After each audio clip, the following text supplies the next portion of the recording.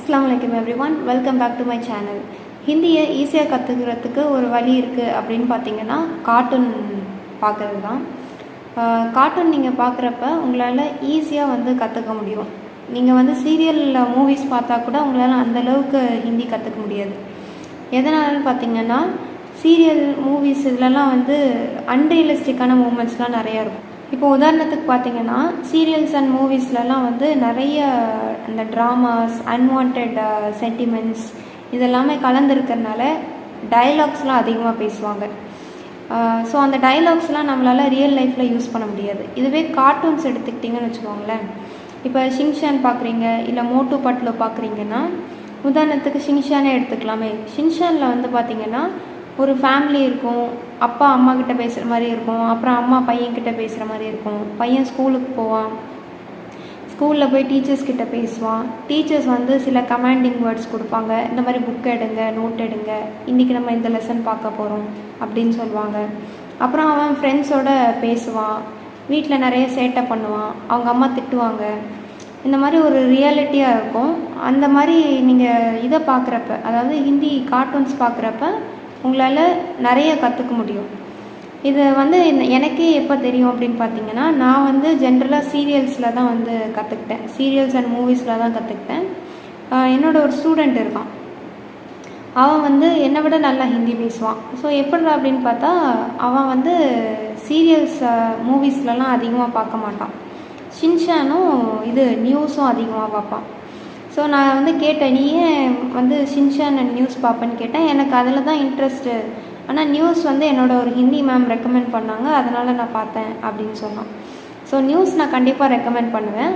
ஆனால் நான் நியூஸும் பார்க்கல, நான் கார்ட்டூனும் பார்க்கல, வெறும் சீரியல்ஸ் மட்டுமே பார்த்தனால நான் பேசுகிறப்ப என்னோடய வே ஆஃப் டாக்கிங் இருக்கு இல்லையா, நான் ஹிந்தியில் பேசுகிறப்ப நிறைய அன்வான்ட் டைலாக்ஸ்லாம் வரும். அதாவது சென்டிமெண்டலாக படத்தில் பேசுகிற டைலாக்ஸ்லாம் கொண்டு ஆக்சுவலாக பேசுகிறப்ப கொண்டு போட்டுருவேன். இதுவே அந்த பையன் பேசுகிறப்ப அந்த மாதிரி இருக்காது, ரொம்ப நேச்சுரலாக இருக்கும். அவன் பேசுகிறப்ப ரொம்பவே நேச்சுரலாக இருக்கும். ஒரு உண்மையான ஹிந்திக்காரர் எப்படி பேசுவாரோ அந்த மாதிரி தான் அவனும் பேசுவான். ஸோ இது இதில் மட்டும் இல்லை, நான் ரீசெண்டாக ஒரு இடத்துக்கு போனேன். டாஞ்சூரில் போயிட்டு திரும்ப வர்றப்ப ஆட்டோவில் வரேன். அப்போ வந்துட்டுருக்கிறப்ப ஒரு பெட்ரோல் பங்க்குக்கு போகிறோம். அப்போ அந்த பெட்ரோல் பங்க்கில் ஒருத்தர் இருக்கார். அவர் வெளியே வர்றப்ப கார்ட்டூன், ஹிந்தி கார்ட்டூன் மோட்டு பட்லு பார்த்துட்டே வர்றாரு. நான் யோசித்தேன், பார்த்தோன்னே என்னடா இவ்வளோ பெரிய ஆளாக இருக்கார், ஹிந்தி கார்ட்டூன் பார்த்துட்டு வர்றாரு, அவர் குழந்த மாதிரி கார்ட்டூன் பார்த்துட்டு வர்றாரு அப்படின்னு பார்த்தேன். அப்புறம் தான் யோசிச்சா தெரியுது, அது அவர் ஹிந்தி லேர்ன் பண்ணுறதுக்காக அந்த கார்ட்டூன்ஸ் எல்லாம் பார்த்துருக்காரு. ஸோ கார்ட்டூன்ஸில் நீங்கள் அவ்வளோ நிறையா கற்றுக்கலாம். ஸோ நீங்கள் சீரியல்ஸ்லேயும் மூவிஸ்லேயும் டைம் இன்வெஸ்ட் பண்ணுறதுக்கு பதிலாக கார்ட்டூன்ஸ் நிறையா பார்க்க ஆரம்பிங்க. இது நம்பர் 1. நெக்ஸ்ட் பார்த்தீங்கன்னா, அந்த ஆட்டோக்காரர் இருக்கார் இல்லையா, அவர் 500 ரூபாய்க்கு சில்லறை வேணும் அப்படிங்கிறத இக் 500 கேலியே சில்லர் தே அப்படின்னாரு. அதாவது ஒரு 500 ரூபாய்க்கு சில்லறை கொடு அப்படின்னாரு. அந்த ஆட்டோக்காரருக்கு கம்ப்ளீட்டாக ஹிந்தி தெரியுமான்னு கேட்டால் கிடையாது. ஹிந்தி எழுதவும் படிக்கவும் தெரியுமான்னு கேட்டால் கிடையாது. ஆனால் அந்தந்த இடத்துக்கு ஏற்ற மாதிரி இந்த இடத்துல நான் இந்த வாக்கியத்தை பேசணும் அப்படிங்கிறத அவர் தெரிஞ்சு வச்சுருக்காரு. இதே மாதிரி தான் நீங்கள் பிகினர்ஸாக இருக்கிறப்ப எல்லாத்தையும் போட்டு கன்ஃபியூஸ் பண்ணிக்காமல், நீங்கள் டெய்லி லைஃப்பில் என்ன யூஸ் பண்ணுறீங்க, உங்கள் அப்பா கிட்ட என்னென்னலாம் பேசுவீங்க அதை நோட்டில் எடுத்து எழுதி வைங்க.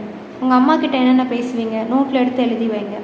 போய் கூகுள் டிரான்ஸ்லேட்டரில் போய் அது எல்லாத்தையும் டிரான்ஸ்லேட் பண்ணி இதை அந்த டைலாக்ஸ் எல்லாம் காப்பி பண்ணுங்கள். இதை நான் ஸ்டார்டிங் ஃப்ரெஞ்ச் கற்றுக்கிறப்ப நான் பண்ணிகிட்டு இருந்தேன். என்ன பண்ணுவேன்னா, ஒரு நோட் எடுத்துப்பேன். நோட் எடுத்துகிட்டு என்னோடய ஸ்டூடெண்ட்ஸ்க்கு நான் என்னென்னலாம் யூஸ் பண்ணுவேனோ அதை டைலாக்ஸை நான் இங்கிலீஷில் காப்பி டவுன் பண்ணிவிட்டு கிளாஸ் முடிஞ்சோடனே நான் அதை ஃப்ரெஞ்சில் நோட் பண்ணி வச்சுருவேன். உதாரணத்துக்கு என்னோடய ஸ்டூடெண்ட் எப்போல்லாம் வர்றாங்களோ நான் முதல்ல கேட்குற கேள்வி எப்படி இருக்க அப்படின்னு கேட்பேன். அதுக்கப்புறம் சாப்பிட்டியா அப்படின்னு கேட்பேன். அப்புறம் என்ன சாப்பிட்ட அப்படின்னு கேட்பேன். அப்புறம் நாள் எப்படி போணுச்சு, இது எல்லாத்தையும் நான் எழுதி வச்சுக்கிட்டேன். அப்புறம் நோட் எடு, பென்சில் எடு, இதை எடுத்து டெஸ்ட் எழுது, உனக்கு எவ்வளோ நேரம் வேணுமோ எடுத்துக்கோ, நல்லா படி, ஃபோக்கஸ்டாக இரு. இந்த மாதிரியான தேவையான டைலாக்ஸ் நான் டீச் பண்ணுறப்ப குழந்தைங்களுக்கு என்னென்ன டைலாக்ஸ் தேவையோ அதை மட்டும் நான் ஃப்ரெண்ட்ஸில் எடுத்து எழுதி வச்சுக்கிட்டேன். ஸோ அதை நான் எப்பப்பெல்லாம் எனக்கு சில டைம்ஸ் மறந்துடும் எதுக்கு என்ன சொல்லணும் அப்படின்னு சொல்லிட்டு அந்த நோட் எப்போதுமே பக்கத்துலேயே வச்சுருப்பேன். எப்போல்லாம் ஃப்ரெஞ்ச் கிளாஸ் நடக்குதோ அப்போல்லாம் அந்த நோட் என் பக்கத்துலேயே வச்சுருப்பேன். ஸோ ஏதாவது டைலாக்ஸ் மறந்துடுச்சுன்னா இமீடியட்டாக அந்த நோட் எடுத்து ரெஃபர் பண்ணிப்பேன். உடனே அந்த டைலாக் பேசின உடனே எனக்கு ஒரு 1 or 2 வீக்ஸ்க்கு மேலே அது மைண்டில் ஏறிடும். அதுக்கப்புறம் அதை பேசுகிறதுக்கு நான் அந்த நோட்டை பார்க்கணுன்னு அவசியம் இல்லை. ஸோ இந்த மாதிரி நீங்களும் பண்ணுங்கள். உங்களோட டெய்லி லைஃப் கான்வர்சேஷனில் என்னென்ன வார்த்தைகள் அதிகமாக யூஸ் பண்ணுறீங்க அதெல்லாம் நோட் பண்ணி வச்சுக்கோங்க. ஸோ இந்த மாதிரி பண்ணுறனால உங்களால் ஹிந்தி லேர்னிங் ரொம்ப ஈஸியாக இருக்கும், ஸ்ட்ரெஸ்ஃபுல்லாக இருக்காது. நிறைய லேர்ன் பண்ணுமே, எங்கேருந்து ஆரம்பிக்கிறது அப்படிங்கிறது தெரியாமல் இருக்காது. உங்களுக்கு ஒரு கிளியரான ஐடியா கிடைக்கும்.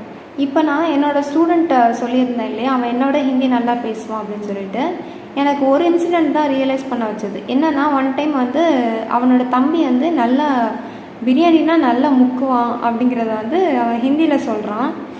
அதை சொல்கிறப்ப தபா தபாக்கி காத்தா ஹே அப்படின்னு சொல்கிறான். நான் அப்போ யோசித்தேன், இந்த வேர்ட் புதுசாக இருக்கே, இது நான் எந்த சீரியல்லுமே இது வரைக்கும் கேள்விப்பட்டதில்லை, இது எனக்கு ஏன் தெரியல அப்படிங்கிறத யோசித்தேன். ஏன்னா ஒரு நாளைக்கு நான் 8 ஹவர்ஸ்லாம் ஸ்பெண்ட் பண்ணியிருக்கேன் ஹிந்தி லேர்ன் பண்ணுறதுக்கு. ஏன் இந்த வேர்டு எனக்கு தெரியல அப்படின்னு வந்து நான் யோசிச்சிருக்கேன். ஸோ நீங்கள் கார்ட்டூன்ஸ் லேர்ன் பண்ணுறப்ப இந்த மாதிரியான சின்ன சின்ன நுணுக்கங்கள்லாம் வந்து அதில் மென்ஷன் பண்ணியிருப்பாங்க. அதனால் உங்களுக்கு பேசுகிறதுக்கு ரொம்ப எளிமையாக இருக்கும். ஸோ அது மட்டும் இல்லாமல் நீங்கள் எப்பப்பெல்லாம் ஒரு வேர்டை கேட்குறீங்களோ இம்மீடியட்டாக எந்த இடம் எதுவுமே பார்க்காம இம்மீடியட்டாக அதை ப்ராக்டிஸ் பண்ணிடுங்க. இப்போ தபா தபாக்கே காத்தா ஹே அப்படிங்கிற வேர்டு வருது அப்படின்னா யாரோட நேமாவது ஆட் பண்ணி இல்லை ஏதாவது ஒன்று ஆட் பண்ணி ஒரு சென்டென்ஸ் க்ரியேட் பண்ண ட்ரை பண்ணுங்கள். அஃப்ரெண்ட் தபா தபாக்கே காத்தி ஹே, இல்லைனா உங்கள் நேம் ஆட் பண்ணி தபா தபாக்கே காத்தா ஹே அப்படின்னு யூஸ் பண்ணிங்கன்னா நெக்ஸ்ட் டைம் உங்களுக்கு அந்த சிச்சுவேஷன் வர்றப்ப, யாராவது நிஜமாலே நல்லா சாப்பிட்டுட்டு இருக்கிறப்ப அதை நீங்கள் விளையாட்டாக சொல்லணும்னு நினைக்கிறப்ப நீங்கள் அப்போ உட்காந்து யோசிச்சுட்டு இருக்க மாட்டீங்க, அப்போ வந்து ஸ்ட்ரகிள் பண்ண மாட்டீங்க. ஈஸியாக வந்து அந்த வேர்டு வந்து உங்களுக்கு சொல்கிறதுக்கு ரொம்ப ஈஸியாக இருக்கும். ஸோ முன்னாடியே ப்ராக்டிஸ் பண்ணி வச்சுக்கோங்க. இப்போ எனக்கு வந்து ஏஜ் 20 இல்லை 25, நான் வந்து 50 years old. நான் போய் வந்து எப்படி கார்ட்டூன் பார்க்குறது அப்படின்னு கேட்டிங்கன்னா, நீங்கள் உங்களோட ஏஜ் வந்து என்ன ஏஜாக வேணால் இருக்கலாம். ஆனால் நீங்கள் அந்த மொழிக்கு அந்த மொழி நீங்கள் கற்றுக்குறீங்க அப்படின்னா அந்த மொழியை பொறுத்த வரைக்கும் நீங்கள் ஒரு குழந்தை தான். ஸோ நீங்கள் ஸ்டார்ட் பண்ணுறப்ப, இப்போ நான்லாம் ஃப்ரெஞ்ச் லேர்ன் பண்ணுறதுக்கு ஸ்டார்ட் பண்ணப்போ ரைம்ஸு, ரொம்ப குட்டி குட்டி ஸ்டோரிஸ் இதிலேருந்து தான் ஆரம்பித்தேன். ஸோ வந்து நீங்கள் பேசிக்ஸ்லேருந்து ஸ்டார்ட் பண்ணுற மாதிரி தான் இது. ஸோ நீங்கள் தயங்காமல் இந்த கார்ட்டூன்ஸ், ரைம்ஸு இதெல்லாம் நல்லா கேட்கலாம். இந்த டிப்ஸை நீங்கள் ஃபாலோ பண்ணி ஹிந்தி கற்றுக்கிட்டிங்கன்னா ரொம்ப சீக்கிரமாகவே உங்களால் ஹிந்தி பேசுகிற முடியும். நீங்கள் ஹிந்தி கற்றுக்கிறதுக்கு ஆல் த பெஸ்ட். இந்த வீடியோ இவ்வளோ தூரம் பார்த்ததுக்கு சுக்ரியா. மறக்காமல் என்னோடய வீடியோவை லைக் பண்ணி, ஷேர் பண்ணி, சப்ஸ்கிரைப் பண்ணிடுங்க. இந்த ஐடியாஸ் பற்றி நீங்கள் என்ன நினைக்கிறீங்க அப்படிங்கிறத கீழே மறக்காமல் கமெண்ட் செக்ஷனில் டைப் பண்ணிடுங்க.